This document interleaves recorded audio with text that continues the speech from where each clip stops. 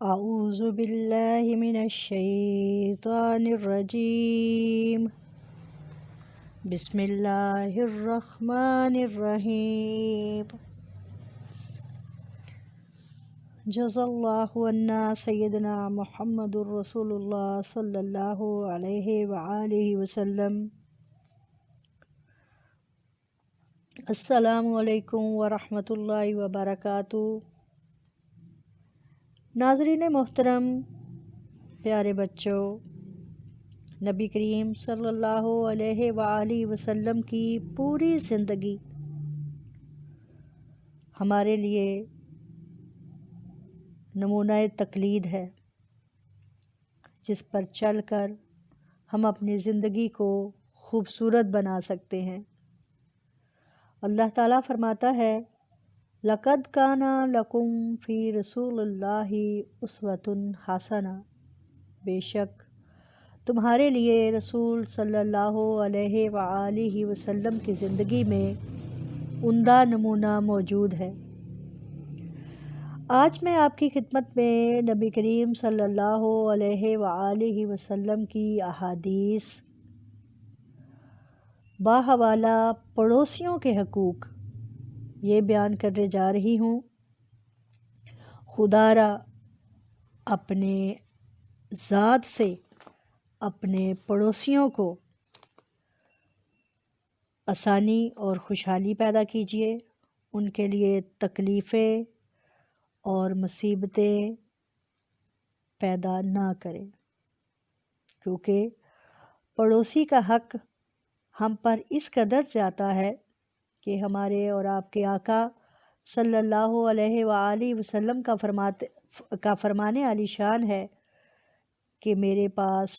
جبرائیل علیہ السلام اس قدر تواتر سے اور مسلسل احکام لاتے تھے پڑوسیوں کے بارے میں کہ مجھے لگتا تھا کہ کہیں کل پڑوسی ہمارے ترکے میں شریک نہ ہو جائیں، یعنی اس قدر ان کا ہماری ذاتوں پر حق ہے۔ اسلام ایک سچا اور مکمل ضابطہ حیات ہے۔ اس میں زندگی کی روشن تعلیمات موجود ہیں جن کو کوئی بھی ذی عقل انسان جھٹلا نہیں سکتا۔ حضور صلی اللہ علیہ وآلہ وسلم کی بابرکت اور عملی زندگی ہمیں اس کا بہترین درس دیتی ہے۔ آپ صلی اللہ علیہ وآلہ وسلم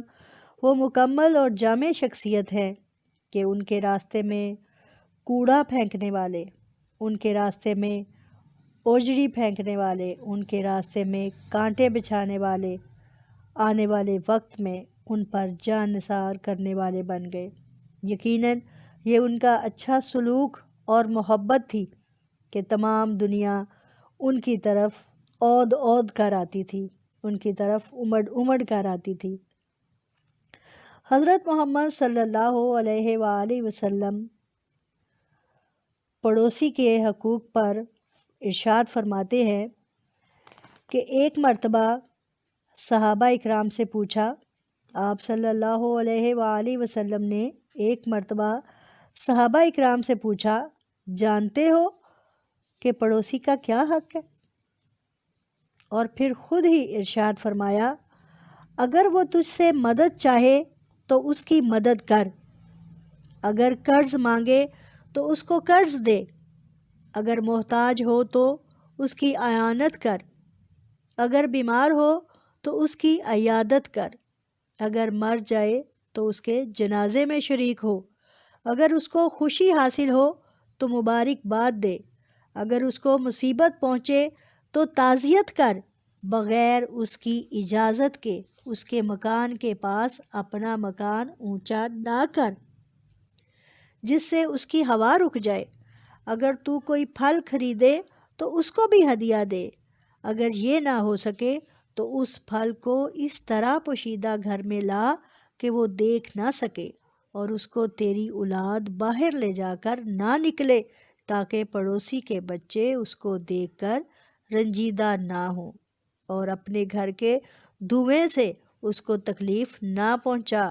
مگر اس صورت میں کہ جو پکاوے وہ بھی اس میں سے اس کے لیے بھی حصہ نکال لے۔ پھر فرمایا تم جانتے ہو کہ پڑوسی کا کتنا حق ہے؟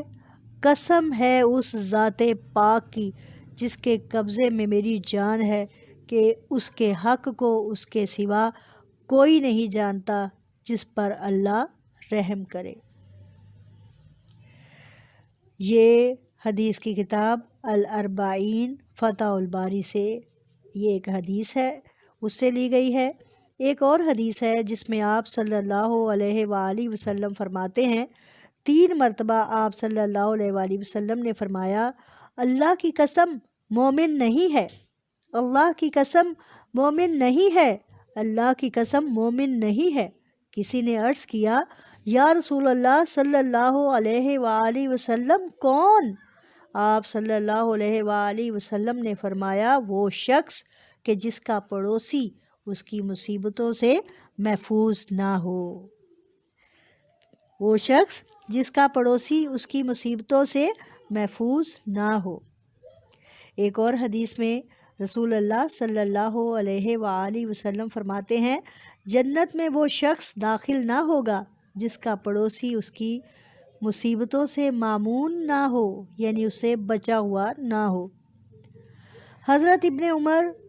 رضی اللہ تعالی عنہ اور حضرت عائشہ رضی اللہ تعالی عنہا دونوں حضور اقدس صلی اللہ علیہ وآلہ وسلم کا یہ ارشاد نقل کرتے ہیں کہ حضرت جبرائیل علیہ السلام مجھے پڑوسی کے حقوق کا خیال رکھنے کے بارے میں اس قدر تاکید کرتے رہے کہ مجھے یہ گمان ہونے لگا کہ پڑوسی کو وارث بنا کر چھوڑیں گے۔ یا یہ وہی حدیث ہے جو میں نے شروع میں آپ کی خدمت میں پیش کی۔ اسی طرح اللہ تعالیٰ قرآن مجید میں بھی فرماتے ہیں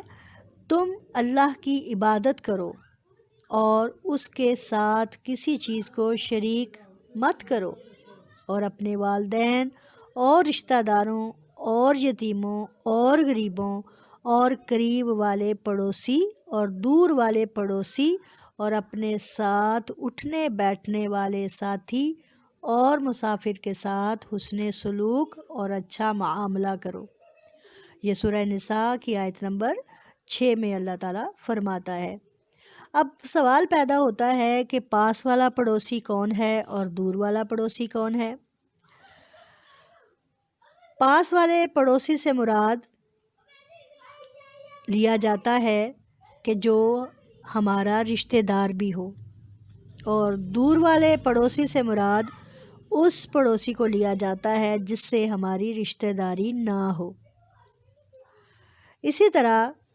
کسی نے حضرت حسن بصری رحمۃ اللہ علیہ سے پوچھا کہ پڑوس کہاں تک ہے؟ تو آپ رحمۃ اللہ علیہ نے بیان کیا 40 مکان آگے کی جانب، 40 مکان پیچھے کی جانب، 40 دائیں جانب اور 40 بائیں جانب۔ اب آپ دیکھ لیں کہ دائرہ حدود کس قدر وسیع ہے، ٹھیک ہے؟ اس پر عمل کرنا کتنا ضروری ہے۔ ایک حدیث میں آتا ہے کہ حضور اقدس صلی اللہ علیہ وآلہ وسلم نے ارشاد فرمایا پڑوسی 3 طرح کے ہوتے ہیں۔ ایک پڑوسی وہ پڑوسی ہے کہ جس کے 3 حق ہیں۔ نمبر 1 پڑوس کا حق، نمبر 2 رشتہ داری کا حق، اور نمبر 3 اسلام کا حق۔ دوسرا وہ پڑوسی ہے کہ جس کے 2 حق ہیں، ایک پڑوس کا حق اور دوسرا اسلام کا حق، اور تیسرا وہ پڑوسی کہ جس کا ایک حق ہو، یعنی کہ وہ غیر مسلم پڑوسی ہے، اس کا صرف ایک حق ہے۔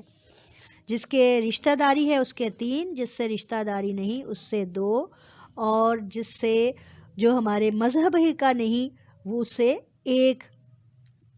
امام غزالی رحمۃ اللہ علیہ بھی اس سلسلے میں ایک حدیث بیان کرتے ہیں، دیکھو اس حدیث میں محض پڑوسی ہونے کی وجہ سے کافر کا حق بھی مسلمان پر قائم فرمایا ہے۔ یعنی اس حدیث کو انہوں نے جو مدرجہ بالا میں نے حدیث بیان کی ہے اس سے جوڑتے ہوئے فرمایا ہے کہ یہ حدیث نقل کرنے کے بعد بیان کرتے ہیں کہ دیکھو اس حدیث میں محض پڑوسی ہونے کی وجہ سے کافر کا حق بھی مسلمان پر قائم فرمایا ہے، یعنی کہ اگر کوئی غیر مسلم بھی ہمارا پڑوسی ہے تو وہ بھی ہم پر حق رکھتا ہے، ہم اس کا بھی خیال رکھیں گے، اسے تکلیف نہیں پہنچائیں گے، اس کے گھر بھی کھانے والی چیز بھیجیں گے،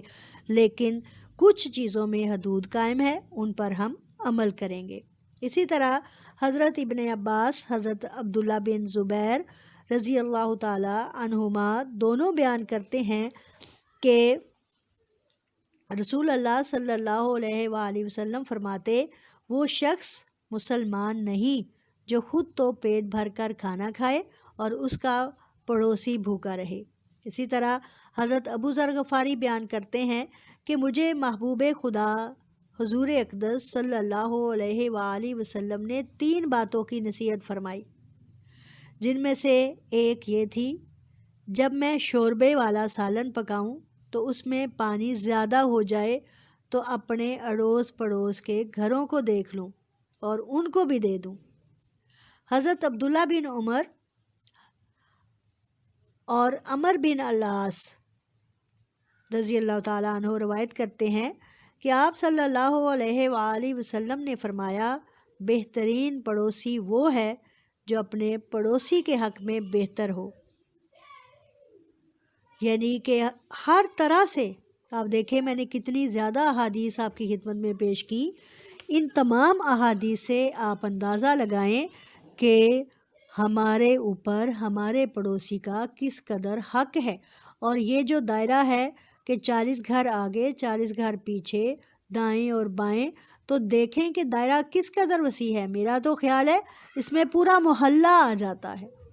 اس میں پورا محلہ آ جاتا ہے کہ جن کے ساتھ ہمارا بہت اچھا سلوک ہونا چاہیے، اور اپنے قریبی پڑوسیوں کے ساتھ تو بالکل ایسے کہ جیسے ہمارے اپنے ہوں، ان کے دکھ سکھ میں، ان کی راحت میں اور آرام میں ہر طریقے سے ان کا ساتھ دیں اور ان کا خیال رکھیں۔ اللہ تعالی ہمیں نبی کریم صلی اللہ علیہ وآلہ وسلم کی تعلیمات پر عمل کرنے والا بنائے۔ وآخر دعوانا الحمدللہ۔